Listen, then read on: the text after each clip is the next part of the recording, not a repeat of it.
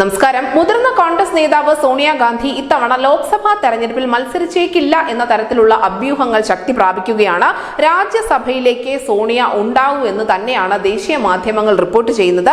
ഏപ്രിലിൽ 56 രാജ്യസഭാ സീറ്റുകളാണ് ഒഴിവ് വരുന്നത്. കോൺഗ്രസിന് നിഷ്പ്രയാസം തന്നെ ജയിച്ചു കയറാൻ സാധിക്കുന്ന കർണാടക, തെലങ്കാന, ഹിമാചൽ പ്രദേശ് തുടങ്ങിയ സംസ്ഥാനങ്ങളിലും ഒഴിവ് വരുന്നുമുണ്ട്.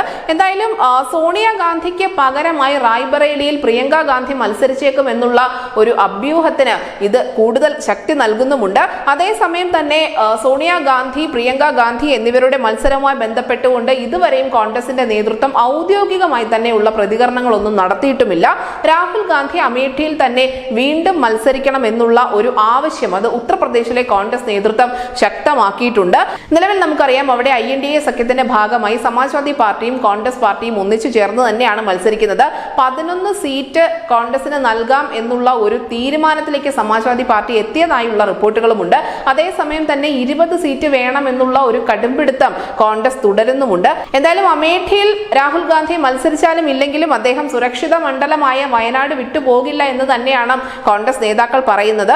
അതേസമയം തന്നെ രാഹുൽ ഗാന്ധി വയനാട്ടിൽ മത്സരിച്ചില്ല എങ്കിൽ അവിടെ മുസ്ലിം ലീഗിന് ഒരു സീറ്റ് കൂടി അധികമായി ലഭിക്കാനുള്ള സാധ്യതകളുമുണ്ട്. നമുക്കറിയാം, ഒരു കാലത്ത് ഈ കോൺഗ്രസിന്റെ ഒരു കോട്ടയായിരുന്നു ഉത്തർപ്രദേശ് എന്ന് പറയുന്നത്. സംസ്ഥാനത്തെ മിക്ക സീറ്റുകളും കോൺഗ്രസ് തൂത്തുവാരിയ സമയം കേന്ദ്രത്തിൽ ഭരണം നടത്തിയതും കോൺഗ്രസ് പാർട്ടി തന്നെയായിരുന്നു.